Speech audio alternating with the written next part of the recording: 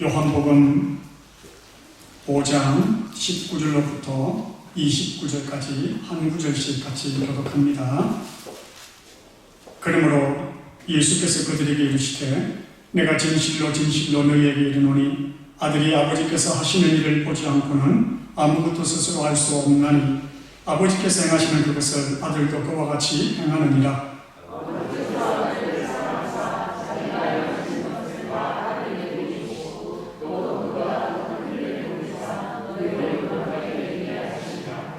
아버지께서 죽은 자들을 일으켜 살리신 같이 아들도 자기가 원하는 자들을 살리느니라.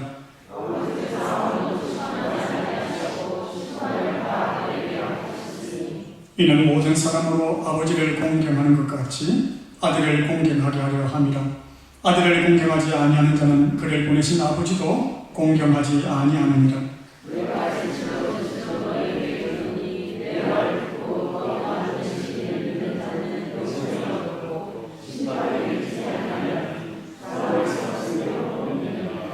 진실로 진실로 너희에게 이르노니 죽은 자들이 하나님의 아들의 음성을 들을 때가 오나니 곧 이때라.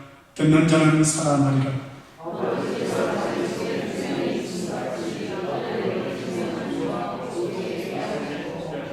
또 인자됨으로 말미암아 심판하는 권한을 주셨느니라.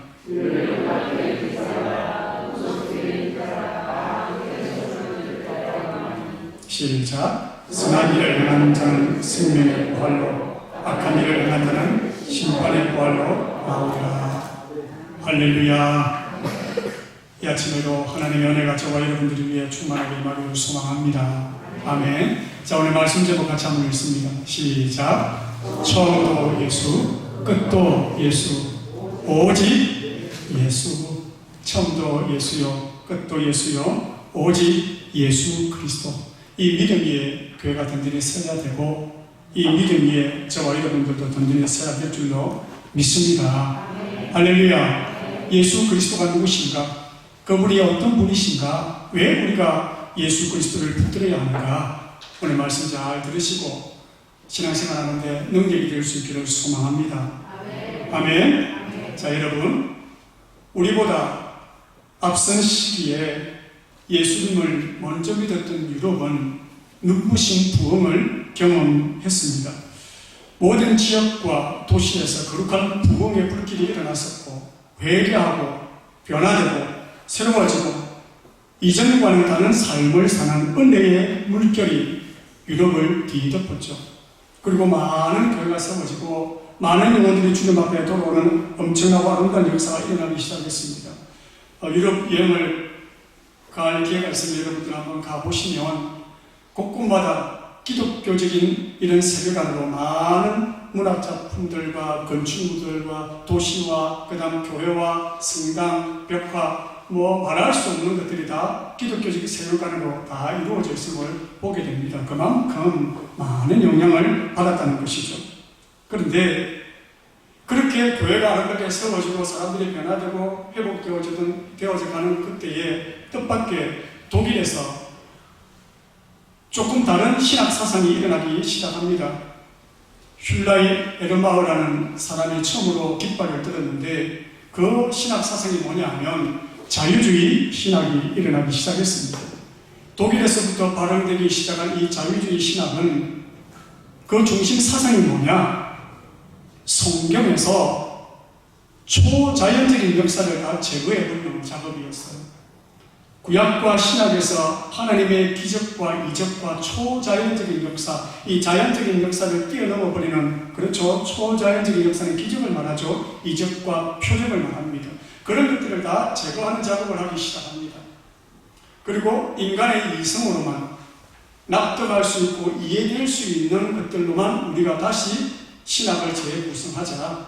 그래서 그 신학을 따라가니까 어떻게 되어버리느냐? 예수 그리스도의 신성마저 무너지기 시작하는 것이죠. 그래서 동정녀 탄생을 부정하게 됩니다. 어떻게 처녀의 몸에서 생명이 탄생할 수 있느냐? 동정녀 탄생은 믿을 수가 없다. 그래서 이것도 비성경적인 것이다 하고 제외시켜버립니다. 동정녀 탄생을 부정하게 되고, 그 다음 부활을 부정하게 됩니다. 어떻게 죽은 자가 살아나느냐? 부활을 부정하게 되는 것이죠. 그러면서 예수 그리스도의 여러 가지 신성과 이적과 표적을 다 부정하게 되어버리니까 예수 그리스도가 어떤 분으로 전락되어 버리느냐? 그냥 사람의 아들로 전락되어 버리는 거예요. 인자. 예수 그리스도도 자기를 인자라고 말을 하는데 성경에서 인자는 이런 말이 자주 나오는데 그것이 인애롭고 자비하신 분이 아닙니다. 그것이 사람 인자의 아들 자자예요. 사람의 아들이다. 사람 육체를 입고 온 사람의 아들로 자기를 소개했는데 사람의 아들만 남아버리지 하나님의 아들 즉 신성이 제거되어버리는 이 오류가 발생하기 시작합니다. 예수님의 신성이 부정되고 초자연적인 역사가 부정되니까 복음의 힘이 사라지기 시작하는 거예요. 능력이 사라지기 시작합니다. 그로 말미암아서 교회가 황폐하게 되기 시작합니다. 왜? 예수도 똑같은 성인이고 예수도 똑같은 나와 같은 사람인데 그분을 내가 왜 구원자로 믿어야 되느냐 이거죠. 그래서 이 자유주의 신학사상 가운데 하나가 예수 그리스도께서 사람의 아들로 이 땅에 육체를 오신 하나님이 아니라 인간 예수로서 34일까지 살다가 제가 늘 강조드렸죠. 침례 요한에 의해서 요단강에 침례를 받을 때에 하늘로부터 성령이 그 속에 들어가셔서 3년 동안만 예수와 함께 사역하다가 십자가에 못 박아 죽을 때에 예수 속에 있던 하나님의 영이 떠나버렸다는 거예요. 이걸 가형설이다 그렇게 말합니다. 그래서 예수 속에 들어왔다가 영이 예수 속에서 3년 뒤에 빠져나가 버렸다는 거예요. 누구에게? 인간 예수에게. 그렇기 때문에 이 인간 예수가 어떻게 우리의 구원자가 될 수가 있겠는가? 그런 사상이 팽배해지니까 교회 안에서 사람들이 물밀듯이 빠져나가기 시작합니다. 그리고 방향을 잃어버리는 거예요. 목적을 잃어버리게 됩니다. 그로 말미암아 절대주의가 무너지고 상대주의가 들어오고 그 다음 진리가 퇴색되니까 나중에는 이것도 싫고 저것도 싫다. 그로 말미암아 일어나는 것이 뭐냐면 허무주의가 일어납니다. 허무주의가 뭘까요, 여러분? 세상 허무하다. 염세주의처럼. 그러니까 젊은이들이 방황하고 히피 문화가 일어나기 시작합니다. 왜? 마음 둘 곳이 없기 때문에. 다시 하나님께서 복음으로 부흥을 일으키고 위대한 하나님의 종들을 보내셔서 일깨우고 변화시키는 작업을 하셔서 그로 말미암아 지금까지 교회가 영역을 유지해오고 있지만은 이 자유주의가 복음주의에 끼친 영향을 심각한 피해를 주었죠. 오늘 우리가 믿고 있는 이 침례교는 복음주의 교단입니다. 예수 그리스도의 부활과 동정녀 탄생과 십자가의 죽음을 우리는 100% 믿고 다시 오실 죽음을 100% 믿는다 이 말이죠. 할렐루야. 네. 여러분 신학이 잘못되면 이렇게 큰 오류를 만들어내고 교회에 치명적인 영향을 끼치는 것이죠. 우리가 기억해야 될 것은 여러분 신학이 성경을 만들어낸 것이 아니라 성경이 신학을 만들어내는 것이고 그 다음 교회가 성경을 만든 것이 아니라 성경이 교회를 만든 것이라는 것을 우리는 깊이 인식해야 됩니다.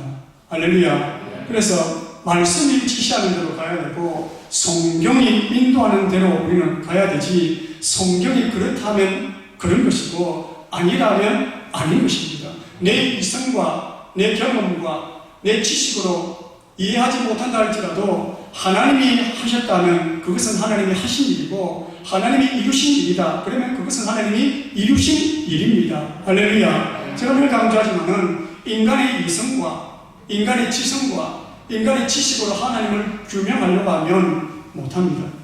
왜? 하나님은 우리의 이성과 지성 차원에 넘어야 있기 때문에 인간의 이성과 경험과 지식으로 하나님을 회고하고 하나님을 규명하고 하나님을 판단해버린다면 그분은 더 이상 하나님이 아니죠. 왜? 한낱 미천한 지혜와 지식을 가진 인간에 의해서도 낱낱이 해부되어버리는 신이 어떻게 신이 되느냐는 말이죠. 그래서 하나님은 이해의 대상이 아니라 경배의 대상이고 하나님은 이해의 대상이 아니라 예배의 대상이 바로 하나님이시라는 것이죠. 할렐루야. 이해하는 것이 아니라 믿는 대상이고 경배해야 될 대상이 하나님이십니다. 왜? 그분의 차원과 우리의 차원이 아예 틀리기 때문에 하늘과 땅이 서로 만날 수 없고 이해할 수 없듯이 우리가 하나님을 다 판단하고 이해할 수가 없다. 그렇기 때문에 오늘 우리가 요한복음 5장을 읽었는데 과연 성경은 예수 그리스도에 대해서 누구라고 말씀하는가? 성경은 예수에 대해서 어떤 분이라고 말씀하는가? 오늘 다시 한번 재정립하고 예수 그리스도를 믿는 믿음 위에서 저와 여러분들이 흔들림이 없이 서야 될 줄로 믿습니다. 자, 첫 번째, 성경은 예수님에 대해서 어떻게 말하고 있는가? 5장 19절을 같이 읽습니다. 신약성경 5장 19절 시작. 그러므로 예수께서 저희에게 이르시되 내가 진실로 진실로 너희에게 이르노니 아들이 아버지 하시는 일을 보지 않고서는 아무것도 스스로 할 수 없나니 아버지께서 행하시는 그것을 아들도 그와 같이 행하느니라. 내가 하는 모든 일은 하나님이 원하시는 일이고 하나님이 허락하시는 일이고 내가 하는 모든 일이 곧 하나님의 일이다.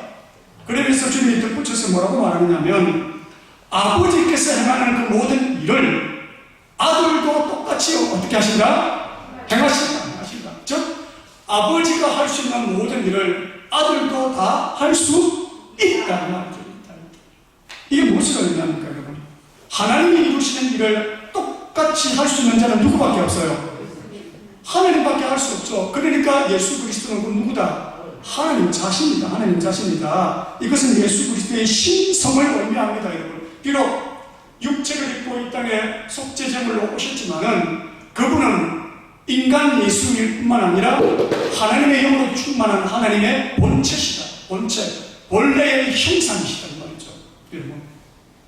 그렇기 때문에 아버지가 하는 그 일을 나도 다 할 수 있다. 예수 그리스도가 하나님의 본체요, 하나님의 아들로서 하나님 되신 자가 바로 예수 그리스도다 이 말입니다. 그래서 우리가 삼위일체를 믿는 거예요. 여호와 증인은 이렇게 말을 합니다. 여호와 증인은 예수 그리스도의 신성을 믿지 않아요.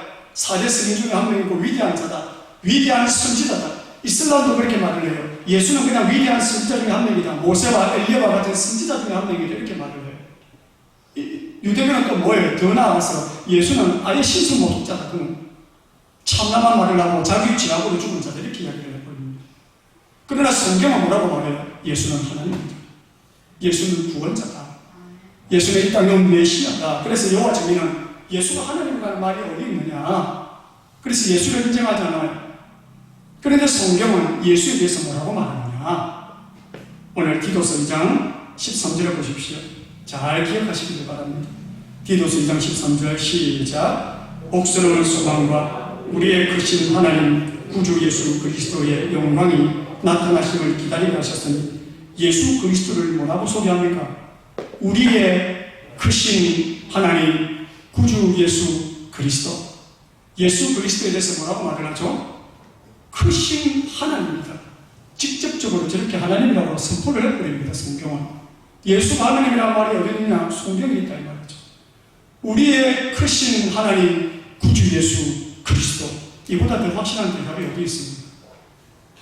로마서 9장 5절을 한번 봅니다. 같이 읽습니다. 시작. 조상들도 저희 것이요 육신으로 하면 그리스도가 그들에게 나셨으니 그는, 여기서 그는 예수 그리스도를 의미합니다.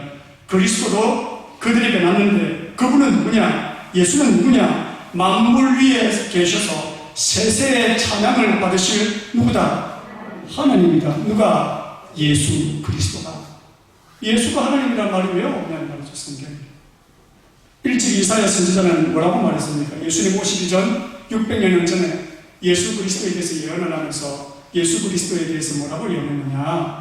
이사야 9장 6절을 봅니다. 같이 읽습니다. 시작. 이는 한 아기가 우리에게 낳고 한 아들을 우리에게 주신 바 되었는데 그의 어깨에는 정사를 메었고 그의 이름은 기묘자라, 모사라, 전능하신 하나님이라, 영존하시는 아버지라, 평강의 왕이다. 한 아들이 우리에게 왔는데 정사와 권세를 메었는데 그분이 누구냐?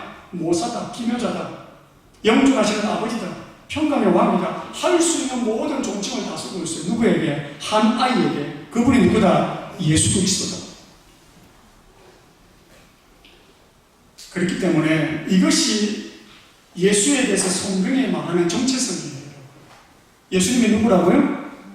이 땅에 오신 하나님의 본체시요 하나님 자신이란 말입니다. 아들의 시분으로 왔지만 그분 자체가 하나님과 하나다, 본질상. 그래서 하늘이 두 쪽 나도 우리는 예수님이 하나님이시고 예수님이 바로 참된 사람이시며 그분이 나의 구원자요 유일하신 생명의 길이다. 할렐루야. 그 믿음이 바로 바른 믿음이에요. 어떤 일이 있어도 이 믿음 위에서 저와 여러분들이 걸어가야 될 줄로 믿습니다. 그렇다면 이 땅에 오신 예수님은 자신에 대해서 어떻게 소개하느냐? 부활의 능력으로 여러분 자기를 소개합니다. 부활의 능력으로. 우리가 생각할 때 인명은 제천이다 그렇게 말을 해요. 인명은 제천이다. 사람의 목숨은 있을 제자에 하늘 천자다. 사람의 목숨은 하늘에 달려있다. 여러분, 자기 마음대로 할 수 없다. 왜?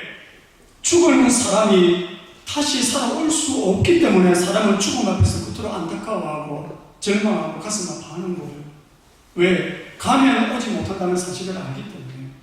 내가 죽어서 먼저 죽은 사람에게 가는 것이 쉽지, 죽은 사람이 살아서 나에게 오는 것은 불가능하다. 우리가 모두가 그것을 다 알기 때문에 죽음 앞에서 우리는 두려워하고 떨고 불안해하고 슬퍼하는 것입니다. 그런데 성경이 말하는 하나님은 어떤 하나님입니다? 죽은 자를 살리시는 하나님입니다. 그렇게 말씀하셔요. 사람이 죽으면 여러분 제일 먼저 망가지는 데가 어디예요? 사람이 죽으면 제일 먼저 망가지는 데가 어딜까요? 눈은 뜨고 있는데 딴 생각하지 마시고, 사람이 죽으면 제일 먼저 망가지는 데가 뭡니까? 사람이 물을 먹지 않고 40일까지 살 수 있어요. 저도 물을 마시고 40일까지 살 수 있어요. 저도 물 마시고 21일 살았잖아요. 금식하면서. 살만해요. 21일 동안.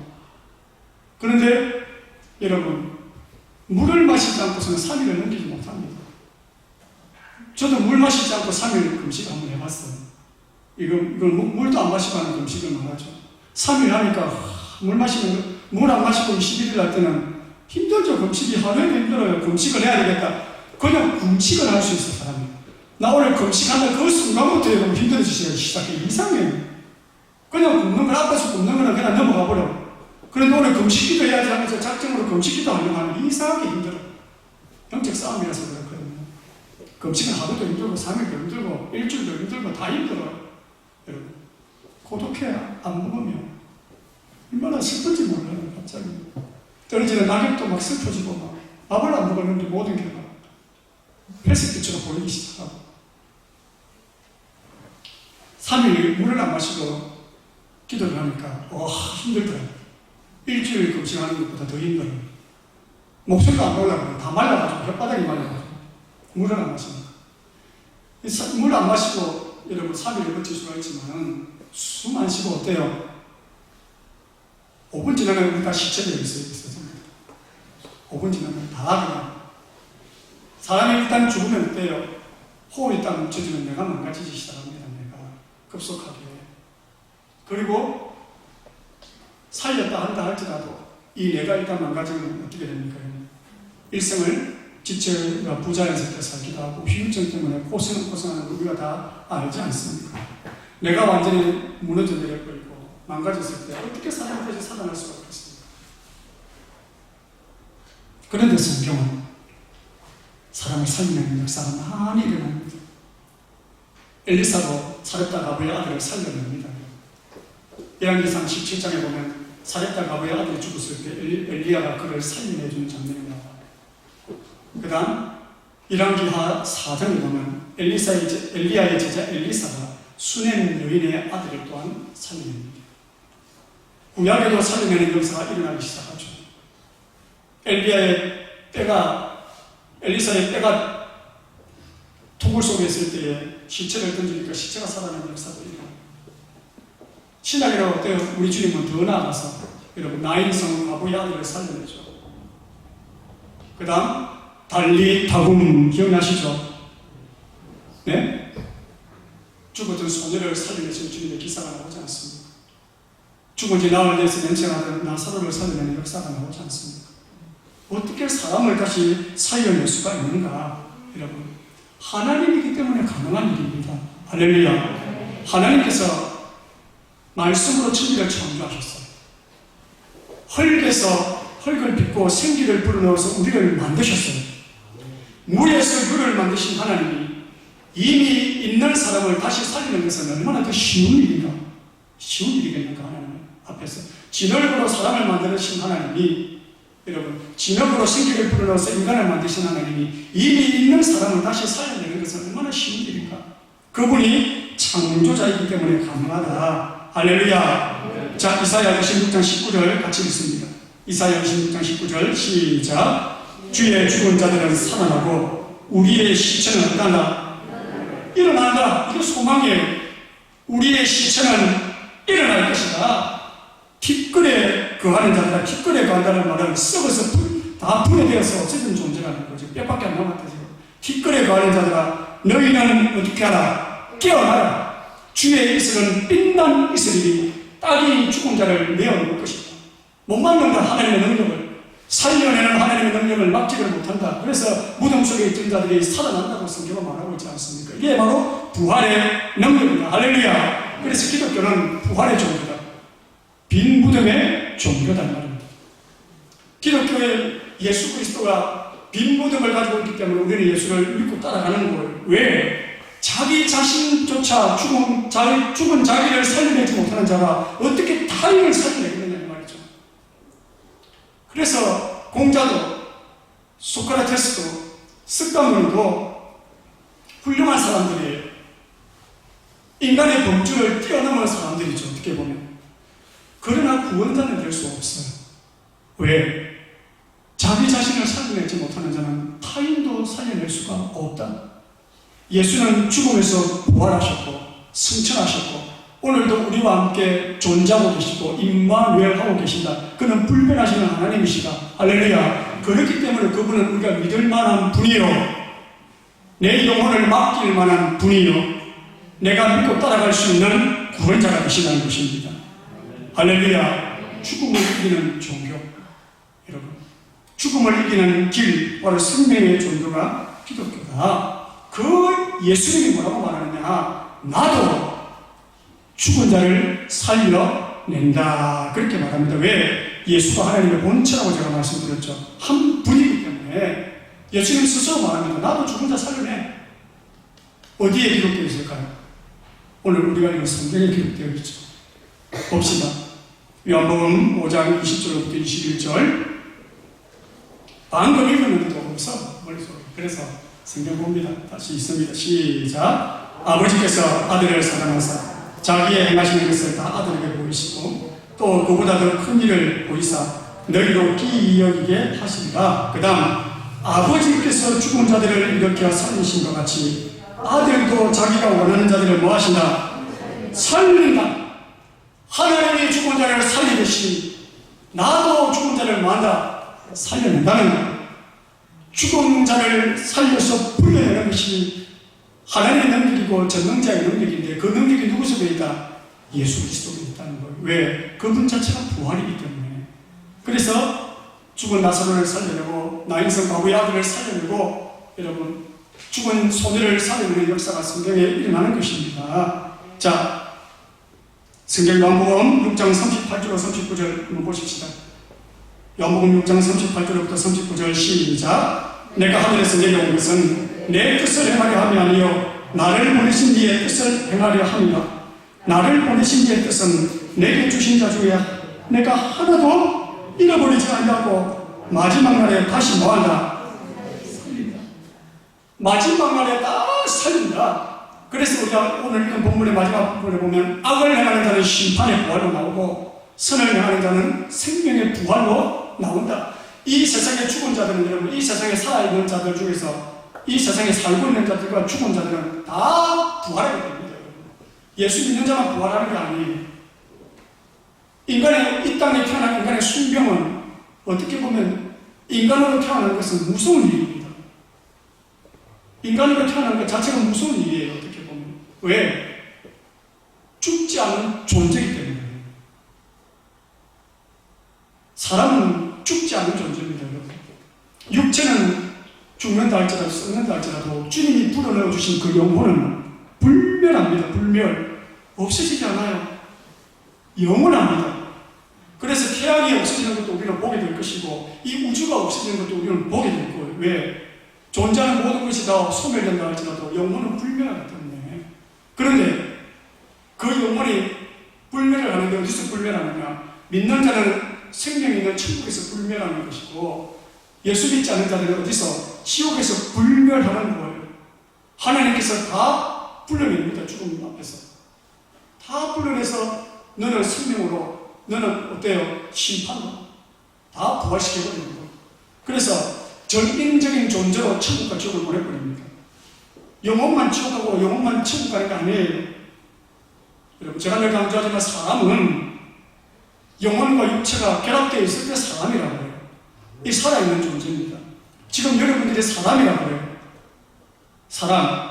그러면 영혼과 육체가 결합되어 있는 거예요. 이게 온전한 사람이에요. 이게 원래 하나님께서 만드신 모습이에요. 그런데 영혼만 존재한다. 뭐 할 때 영혼만 존재하는데 사람이라고 해요? 뭐라고 해요? 영혼이. 죽은 할아버지가 나타나서 공중에 떠들고 있으면, 와, 사람이다! 그래요? 십겁을 하고 귀신이라고 그러죠. 영혼만 떠돌아다니는 것을 귀신이라고 그러죠. 몸만 있는 존재를 뭐라고 그래요? 시체라고 그러죠, 시체. 여러분. 그래서 하나님은 영혼과 몸을 합체를 시켜버립니다, 나중에. 합체를 시켜서 온전한 죽지 않는 존재로 불멸의 몸을 입고 천국으로 가게 만들고, 죽지 않은 몸을 입고 지옥으로 보내버립니다. 그게 마지막 일어날 대부활의 사건이에요. 이것을 누가 하시느냐? 예수 그리스도께서 하십니다. 죽은 자도 살려내고, 여러분, 하나님이라고 기록되어 있는 이분이 바로 우리가 믿고 가는 예수 그리스도라는 거예요. 할렐루야. 우리는 생각할 때 주님을 어떻게 생각해요? 지금도 우리 생각해요.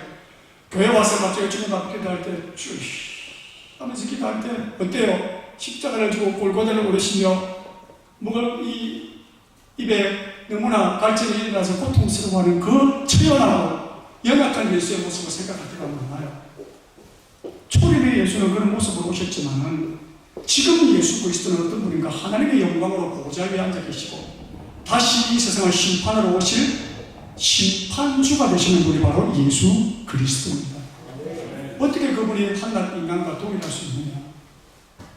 아멘 합시다. 그렇기 때문에 영원한 생명을 얻어서 빛 가운데로 살기를 원하는 자는 겸손하게 주님 앞에 나와야 되는 거예요. 왜? 그분이 천국과 지옥의 열쇠를 갖고 계시는 분이기 때문에. 아멘. 자, 그래서 요한복음 11장 25절부터 26절에 이렇게 말씀합니다. 같이 읽습니다. 시작. 나는 부활이요 생명이니 나를 믿는 자는 죽어도 살겠고 물에 살아서 나를 믿는 자는 영원히 죽지 아니하리니 이것을 네가 믿느냐? 이것을 네가 믿느냐 말이죠. 왜 나를 믿는 자는 죽어도 산다는 거예요? 부활하기 때문에 산다는 것입니다. 살아서 나를 믿는 자는 영원히 죽지 아니한다. 이 말이 무슨 말일까요? 살아서 믿는 자에게 이미 영생이 그 속에 들어가 있기 때문에 육체는 취하여져도 이 영은 살아서 죽지 않는다. 이미 생명을 얻었고 또한 육체도 마지막 날 불려내어서 너를 영원한 몸으로 변화시킬 것이기 때문에 영적인 죽음이 더 이상 없다는 거예요. 영적인 죽음과 육적인 죽음이 동시에 다 없다. 누구에게? 나를 믿는 자에게. 이걸 예수님께서 말씀하는 거예요. 그래서 예수님도 자기의 신성을 어떻게 증거했는가? 자기가 살아남은 증거했거든요. 자기가 살아남은 거. 여러분, 죽음에서 자기가 부활하여 살아난 것으로 예수 그리스도의 영광을 나타냈다는 거예요. 이 예수 그리스도의 부활의 모습을 여러분 누구만 보았습니까? 막달라 마리아가 먼저 보았죠. 12제자가 보았습니다. 나중에는 500명이 동시에 봤어요. 예수의 모습을. 500명이 넘는 사람이. 그 예수 그리스도께서 감람산 위에서 구름 타고 승천하는 것을 밑에 있는 제자들이 다 보았다. 이 말이에요. 보았다. 자기가 죽음에서 살아났기 때문에 죽은 자도 살리고 죽어가는 자도 살리고 우리에게 생명을 줄 수가 있다. 할렐루야. 자기가 죽어가면서 죽음 앞에 무릎 꿇은 자가 어떻게 남에게 생명을 주겠느냐 이 말이죠. 이 예수 그리스도의 부활의 사건이 얼마나 진짜냐? 여러분, 지금까지 예수 그리스도의 부활의 사건은 덮어지지도 않고 없어지지도 않고 와해되지도 않고 지금까지 존재하고 있고 사실로 이 땅에 선포되고 있다는 거예요. 그리고 예수의 이름을 부르는 자에게 동일한 역사와 기적과 능력이 나타난다. 놀라운 일이죠.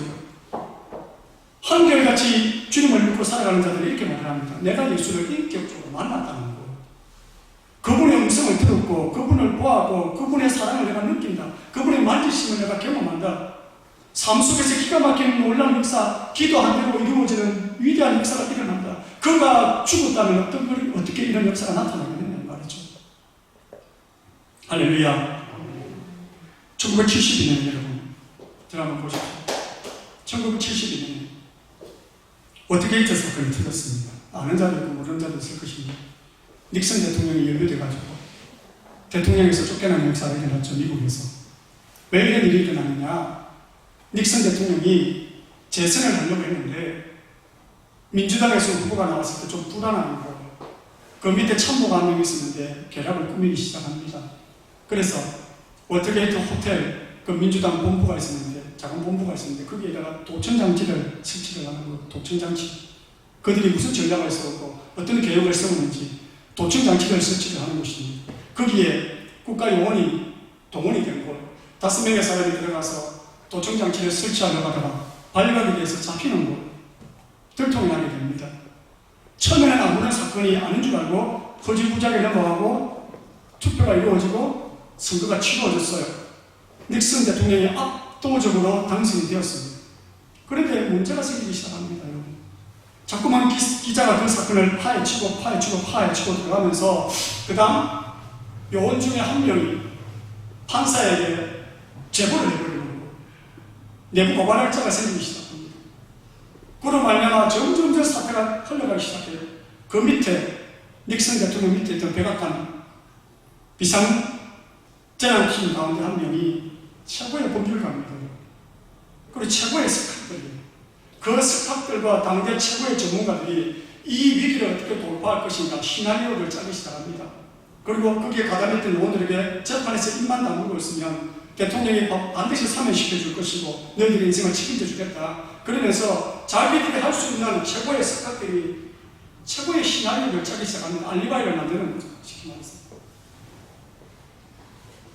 놀랍게 18일 만에 모든 게 다 들통나고 납니다.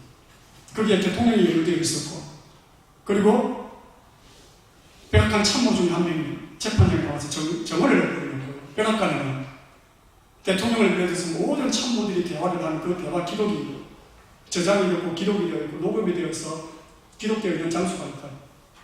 그러니까 판사들이 뭐라고 말합니까? 그거 공개해라.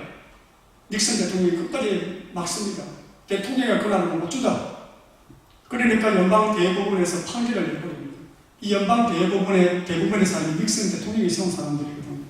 그런데 닉슨 대통령이 세운 사람들조차도 대통령은 헌법 위에 있을 수가 없다.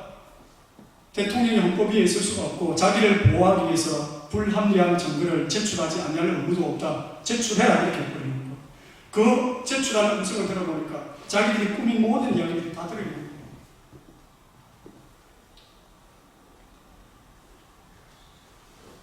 그때 이 일을 막기 위해서 동분서주했던 백악관 참모 중에 한 사람이 찰스 콜슨이라는 사람이었어요. 찰스 콜슨. 이 사람이 달변가고 전문가고 그 다음 석가 중에 한 명이었는데 영향력이 참 대단한 사람 중에 한 명이었는데 이 사람도 발각돼서 감옥에 가게 됩니다.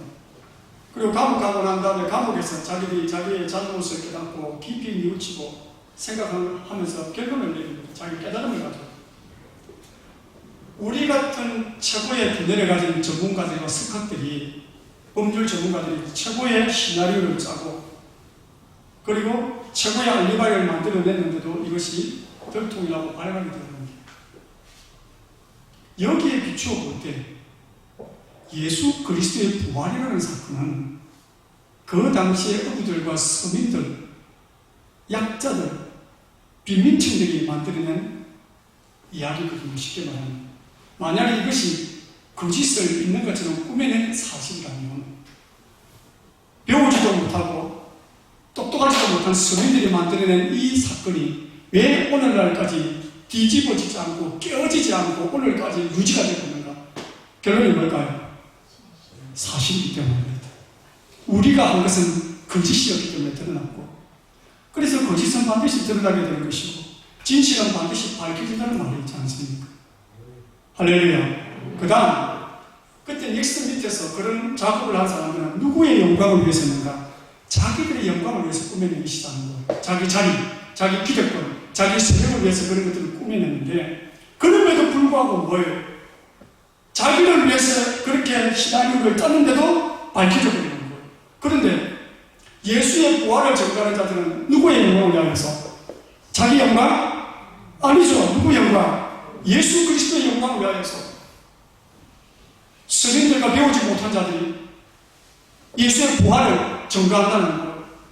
그러면 이 부활의 사건이 가짜라면, 여러분 한번 생각해 보십시오. 부활의 사건이 가짜라면 이 가짜를 위해서, 가짜의 허무맹랑한 예수라는 가짜를 위해서 십자가에 못 박혀 죽고 불에 태워져 죽고 껍데기가 벗겨져 죽고 여러분 목에 잘려 죽고 그런 고난과 십자가의 자리를 까면서까지 이 가짜를 끝까지 신봉하고 끝까지 지킬 사람이 몇 명이나 되겠습니까? 진실도 가짜도 여러분 가짜 나름이지 어떻게 가짜를 위해서 죽을 수가 있겠습니까?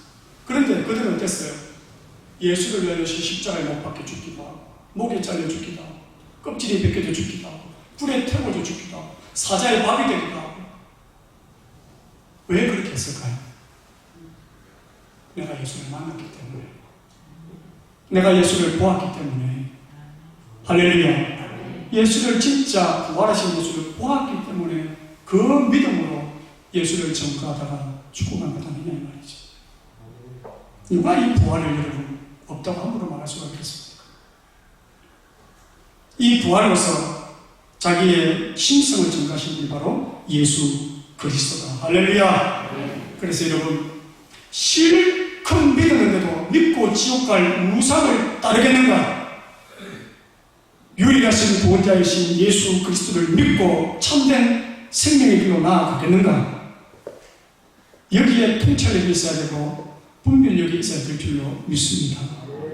그래서 처음도 예수요 끝도 예수요 우리에게는 오직 예수다. 오직 예수다. 아멘. 할렐루야. 마지막으로 하나만 더 말씀드리고 마칩시다. 부활로서 자기를 전가한 예수님은 마지막으로 심판주 되심으로 자기가 하나님이심을 전가하십니다. 누가복음 12장 5절 한번 보십시오. 누가복음 12장 5절 같이 읽습니다. 시작. 마땅히 두려워할 자를 내가 너희에게 보이리니 곧 죽인 후에 또한 지옥에 던져넣는 권세 있는 그를 두려워하라. 내가 참으로 너희에게 이르노니 그를 두려워하라. 여러분 이 땅에 있는 사람들 중에 죽고 난 이후의 세계에까지 권세를 미칠 자가 있을까요? 없을까요? 아무리 강력한 왕이라 할지라도 죽음 이후의 세계까지 권세를 미칠 자는 없어요. 그러나 하나님은 어떤 분이시다? 죽인 다음에 지옥에까지 던져 넣을 수 있는 분이 바로 하나님이다. 그분을 두려워하라는 거예요. 그래서 순교자들이 죽어가면서 뭐라고 말합니까? 너는 내 몸을 죽일 수 있지만 내 영혼은 손을 못 댄다. 내 영혼은 하나님이 천국으로 인도하실 것이다. 그런 고백을 하고 죽지 않습니다. 자, 그런데 이 심판하는 권세는 하나님의 권세인데 그 권세를 오늘 누가 가지고 있는가? 성경 봅니다. 우리가 읽은 요한복음 5장 22절 같이 읽습니다. 시작. 아버지께서 아무도 심판하지 아니하시고 심판을 누구에게? 아들에게. 심판을 누구에게? 예수님에게 맡겼다는 거예요. 그래서 예수님이 누가 되신다? 심판주가 되신다는 거예요. 5장 27절 같이 읽습니다. 시작. 또 그의 인자됨을 인하여 심판하는 권세를 주셨느니라. 그가 이 땅에 오셔서 자기 생명을 내어주시기까지 우리를 위하여 죽어주셨기 때문에 우리를 향한 심판자가 될 수 있는 권세를 하나님께서 주셨다는 거예요. 심판하는 모든 권한을 누구에게 넘겨주었다? 예수 그리스도에게 넘겨주었다. 그렇기 때문에 예수 그리스도가 우리의 뭐가 되신다? 심판주가 되십니다. 그래서 우리는 다 예수님의 심판자 앞에 서게 되는 거예요. 우리가 생각할 때 심판은 누가 한다고 생각하죠? 하나님이 하신다고 생각합니다. 그러나 성경은 누가 한다? 예수 그리스도께서 우리의 심판주가 되십니다. 얼마나 여러분 예수님이 엄청난 분이신가? 우리가 생각하고 있는 그런 작고 좁은 예수가 아니라 하나님이 바라보는 예수는 자신과 동등한 하나님 되신 예수 그리스도라는 거예요. 우리도 그런 믿음으로 주님 앞에 나아갈 수 있기를 축복합니다. 할렐루야. 눈에 보이는 것만 믿는 사람은 어리석은 사람입니다. 눈에 보이는 것만 믿는 사람은 어리석은 사람입니다. 인간의 눈이 얼마나 여러분 약합니까? 인간의 눈이. 저도 새벽예배 때 지금 한 번씩 안경을 쓰는데 큐티 보면 그 작은 구절 숫자가 안 보이는 거예요. 이제 50조가 넘었는데 50도 쓰지를 못하고 눈이, 제 눈이 하늘같이 2.0이었거든요. 지금까지. 그래서 병원에 가서 안과 가서 검사를 하면 렌즈를 꼈어요. 그래. 어떻게 이렇게 잘 보이냐고. 그런 눈이 지금도 잘 보여. 그런데 어때요? 가까운 게 안 보여요. 이제. 책 보는 게 너무 어려워. 인간의 눈은 너무 멀어도 보지 못하고 너무 가까워도 안 보이는 거예요. 그 제한된 세계만 보이는 거예요. 인간의 눈은. 인간의 귀는 어때요? 너무 높은 음도 못 듣고 너무 낮은 음도 못 들어요. 그 제한된 것만 들어요. 이 지구가 날아가면서 내는 소리가 어마어마하게 크게 난다고 그러죠. 왜 못 듣는가? 범위 밖에 초월 걸릴 때문에 우리가 인지를 못하는 거예요. 내 눈에 안 보인다고, 내 귀에 안 들린다고 부정하는 자들은 어리석은 자다. 그래서 성경은 10편 14편 1절에 어리석은 자는 그 마음에 이르기를 하나님이 없다고 하는도다. 여러분, 핸드폰, 우리 스마트폰 다 가지고 있는데 전파가 눈에 보일까요? 안 보이죠. 그러나 전파 때문에 모든 것들이 운용되고 타인의 목소리가 내 귀에 들려오지 않습니까? 하나님은 살아계십니다. 죽은 자를 살리고 오늘도 우리와 함께 임마누엘 하십니다. 할렐루야. 죽은 자를 심판하시는 분도 예수 그리스도요, 살아있는 자로 심판하실 분도 예수 그리스도요, 그분이 부활이고 능력이고 하나님이시면서 다시 오실 전능하신 분이시다. 예수 외에 다른 길은 없다. 할렐루야. 그분만이 오직 우리의 구원자가 되시고 생명의 주권자가 되신다. 그렇기 때문에 이 예수만을 붙들고 오늘도 내일도 믿음으로 살아가는 저와 여러분 될 수 있기를 축복합니다. 예수가 나를 위해 생명을 주셨다. 나 같은 죄인 구원하기 위해서 이 위대하신 분이 초란 말구 위에 오셔서 고통당하고 죽어가면서 나를 살리기 위해서 대신 죽어주셨다. 그 사실과 그 은혜가 얼마나 큰가. 그래서 남은 생을 주를 위해서 내 인생 주님께 감사하며 살아가겠다. 그렇게 고백하며 살아가는 자가 진짜 성도요 그리스도인이라 확신합니다. 오늘 우리 모든 성도들이 그런 믿음으로 주님 앞에 살아갈 수 있기를 축복하고 하느님 앞에 기쁨으로 설 수 있기를 주님의 이름으로 축원합니다.